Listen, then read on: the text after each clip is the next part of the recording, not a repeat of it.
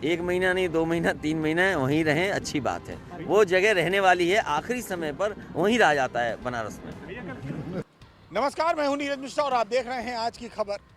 उत्तर प्रदेश में 2022 के चुनाव को लेकर बिसातें सज चुकी हैं। प्रधानमंत्री नरेंद्र मोदी का पूरा फोकस इस समय उत्तर प्रदेश पर है। लगातार उनके दौरे चल रहे हैं और उनके मुकाबले में अगर कोई है तो वो है समाजवादी पार्टी। और इस बात को प्रधानमंत्री नरेंद्र मोदी ने गोरखपुर की रैली में साफ कह दिया।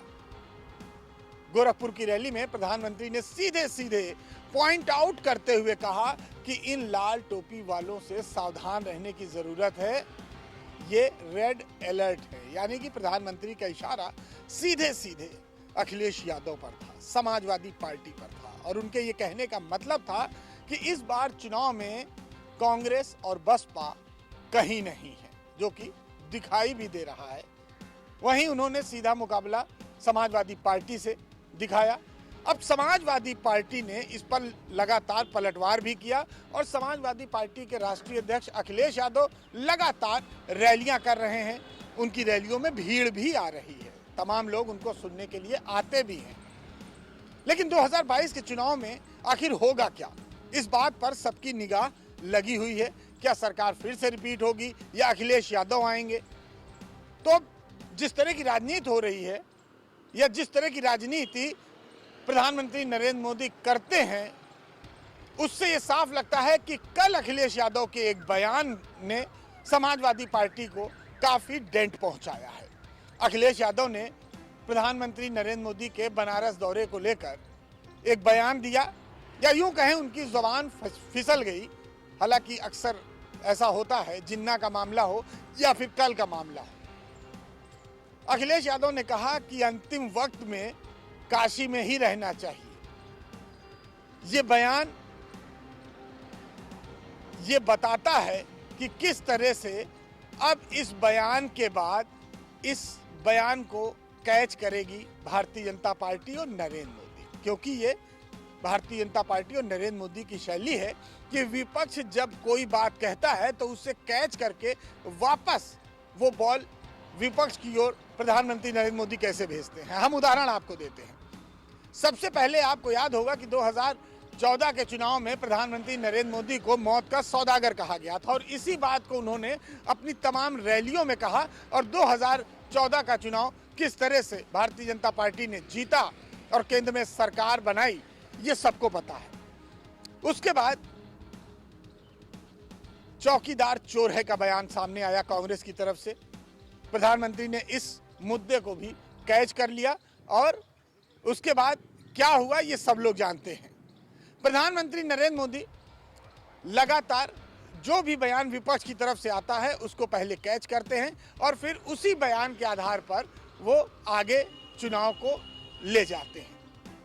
एक और बयान आया था कि प्रधानमंत्री नरेंद्र मोदी को जनता डंडों से मारेगी। इस बात को भी नरेंद्र मोदी ने तमाम रैलियों में आगे बढ़ाया, अपनी बात कही और जनता का मन प्रधानमंत्री नरेंद्र मोदी के साथ जुड़ा और भारतीय जनता पार्टी को एक बड़ी जीत मिली 2019 के भी चुनाव में। अब फिर 2022 का चुनाव आना है और उस चुनाव से पहले अखिलेश यादव ने ये बात कही।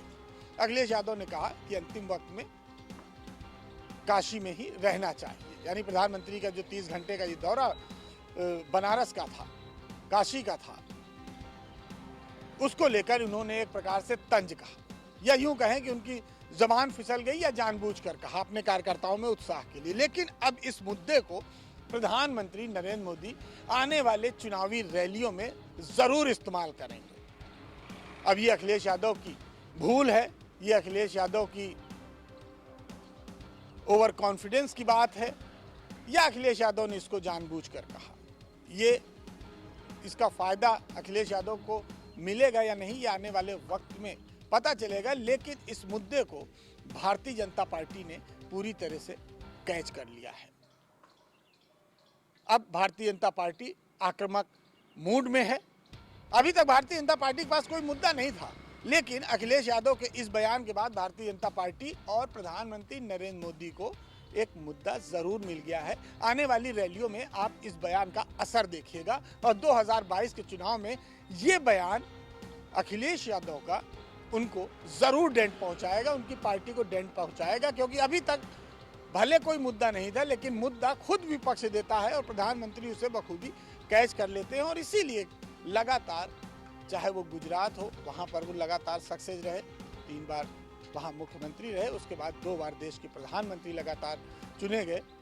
और अब उत्तर प्रदेश के चुनाव में जिस तरह से प्रधानमंत्री कैंपेनिंग कर रहे हैं, जिस तरह से चुनाव प्रचार में उतरे हैं, पूरी उन्होंने सेंट्रल में अपने आप को रख दिया चुनाव में, उससे साफ लगता है कि प्रधानमंत्री नरेंद्र मोदी ये जानते हैं कि उत्तर प्रदेश के जो नेता हैं वो शायद समाजवादी पार्टी का मुकाबला नहीं कर सकते। इसलिए प्रधानमंत्री अब खुद को, अपने आप को उन्होंने इस चुनाव में केंद्र में रख लिया है।